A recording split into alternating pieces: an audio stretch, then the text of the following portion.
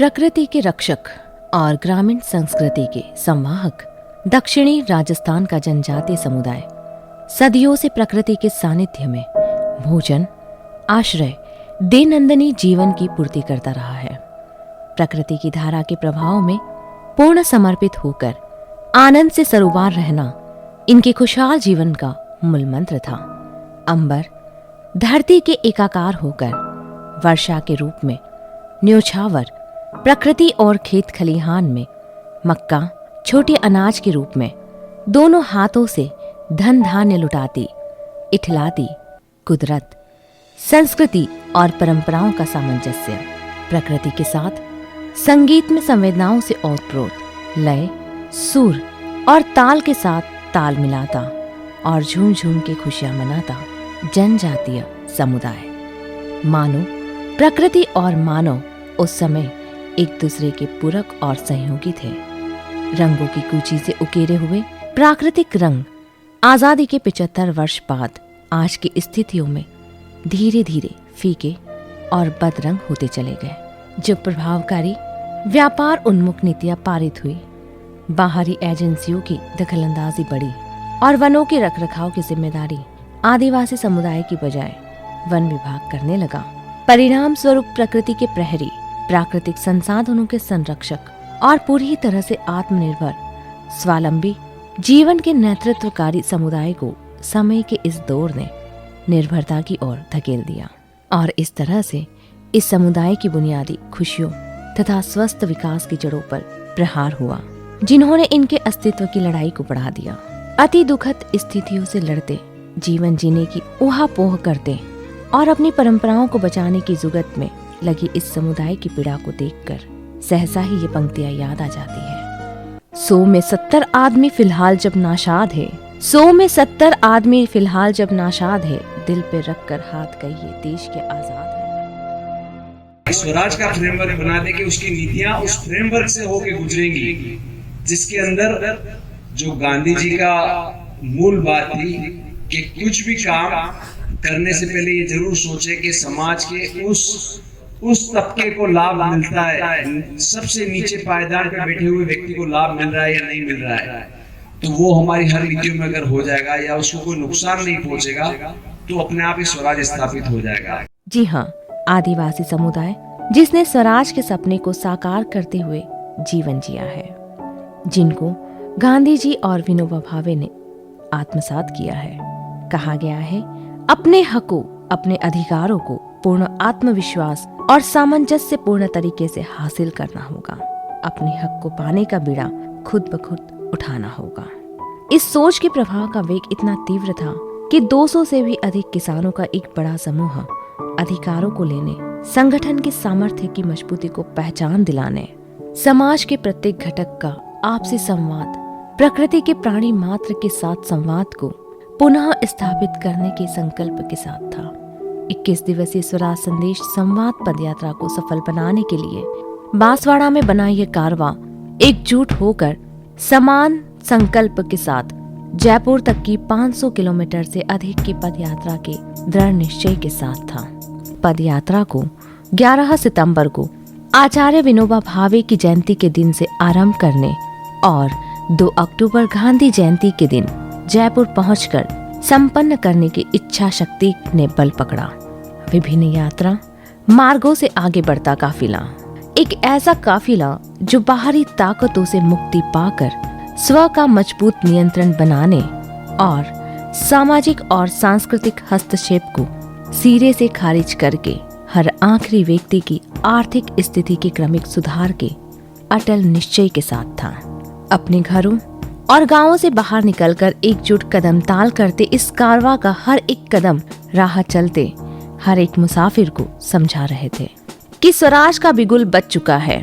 दुनिया वालों, अगर सुन सकते हो तो आत्मविश्वास से परिपूर्ण उठने वाले हर कदम की करतल ध्वनि से निकलती हुई आवाज का ये संदेश सुनो। जी हाँ, संदेश है, हर मांग हमारी पूरी हो उस वक्त तसल्ली पाएंगे। ऐसे तो नहीं टलने वाले हम, लड़ते ही मर जाएंगे।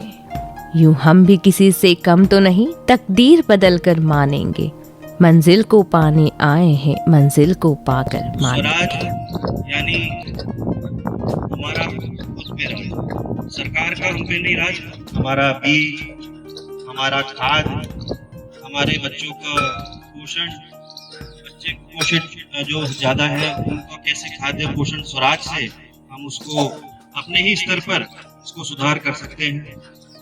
हमारी आजीविका, ये सभी चीज़ों के लिए, इन सभी मुद्दों के लिए हमको किसी पे निर्भर होने की आवश्यकता नहीं है। और जब हमारी निर्भरता बाहरी जो या सरकार या फिर इनसे खत्म हो जाएगी, तब ही हमारा जो सच्चा स्वराज की हम बात कर रहे हैं, जो संदेश लेकर हम चल रहे हैं, वो हम आगे तक जन जन तक पहुंचाएंगे। अलग अलग स्थलों पर विराम लेते पदयात्री जीवन के इस दौर को उत्सव की तरह से जी रहे थे। उत्साह और स्वप्रेरित ऊर्जावान पदयात्री हर दिन एक अलग ही जगह पर होते थे और इनका रेन बसेरा हर रात बदलता था। आने वाले हर पड़ाव से बेखबर भौतिक सुख सुविधाओं को पूरी तरह से त्याग कर दैनंदिनी आवश्यकता, खाना पीना, साफ सफाई, जहां मन किया पड़ाव डाल दिया। तारों से भरे नील गगन के तले, बाहरी परवाह से कोसों दूर, प्रकृति की गोद में अपने आंचल से मुंह ढककर जहां थोड़ी जगह मिल सकी सुस्ता लिए। शरीर जब भी थक जाता तो थक जाता, लेकिन मन को कभी ना थकने दिया। राह चलते हुए एक दूसरे की भावनाओं को संबल देते, हाथों में हाथ डालकर एकता की ताकत के एहसास के साथ होते। राह में देखने, सुनने और मिलने वाले हर नए इंसान को ऐसा लगता जैसे कि इस समूह ने तो शायद हमेशा से ही पदयात्राएं की है, जबकि हकीकत इन सब से कोसों दूर थी। काफिले के जुनून को देखकर उनके अंतस की था लेना इतना भी आसान न था। पहले दिन हमको ऐसा लगा कि हाय भगवान, कैसे करके पहुंचेंगे, कैसे चलेंगे, क्या होगा, ऐसे मेरे मन में था। फिर दूसरा दिन निकला, फिर तीसरा दिन निकला। अब मतलब बहुत अंदर आत्मा में विश्वास हो गया कि अब हम 20 दिन की यात्रा जो है वो 20 दिन पैदल चल के ना जयपुर तक पूर्ण करेंगे। धरती को स्वर्ग बनाना ये सपना लेकर चले इस काफिले के लिए जीवन चुनौती शब्द के बिना भी परिपूर्ण था। अपनी संस्कृति को अपना हथियार बनाकर चल रहे समूह ने जब चाहा बीच सड़क पर गाने बजाने लगे और अपने क्षेत्र विशेष के लोक नृत्यों के साथ मतमस्त होकर झूमने लगे। जंगल में मंगल करती है टोली समाज को ये संदेश दे रही थी कि हम लोग हैं ऐसे दीवाने, दुनिया को बदलकर मानेंगे, मंजिल को पाने आए हैं, मंजिल को पाकर मानेंगे। जी हाँ, आत्मविश्वास, हौसले और जज्बे से भरपूर ये काफिला जब यात्रा मार्ग से गुजरते हुए वहां के स्थानीय समुदाय के बीच स्वराज, जल स्वराज, मृदा स्वराज, खाद्य एवं पोषण स्वराज, वन स्वराज, वैचारिक स्वराज के साथ साथ सांस्कृतिक स्वराज को अपने अधिकार की और पूर्ण स्वराज के साथ स्वीकार करते हुए और अपने अधिकारों को हासिल करने का संदेश देता, तो इसकी गूंज से चहुं ओर उपस्थित जन समुदाय की संवेदनाओं की जड़ों तक प्रवाह उनको यह आभास देता कि ये आवाज कोई सामान्य आवाज नहीं है, बल्कि यह एक ऐसी चीख है जो पुकार पुकार कर ये संदेश दे रही है कि हर रुकावट को ठोकरों की मार से दूर करेंगे और अपने पैरों में पड़ी हर तरह की बेड़ियों को खनकाते हुए भी हम आगे ही बढ़ते चले जाएंगे। खा रहे हैं उपसव कहाँ का आ रहा है, बाहर का आ रहा है, तो अपन क्या हो रहा है, कमजोर हो रहे हैं। हमारे जो आने वाले जो बच्चे हैं, हमारे अभी बच्चे को देखो कितने कमजोर है, इस बच्चे को देखो, लेकिन पहले जो बच्चे होते थे कितने हष्ट पुष्ट होते थे। तो उसकी वजह से क्या हो रहा है, हमारे बीच में कमजोरी बढ़ती जा रही है, कुपोषण बढ़ता जा रहा है, हमारे बच्चे कमजोर होते जा रहे हैं, हमारी बहनें कमजोर होती जा रही है, जो किशोरियां हैं, बालिकाएं हैं, वो कमजोर होती जा रही है।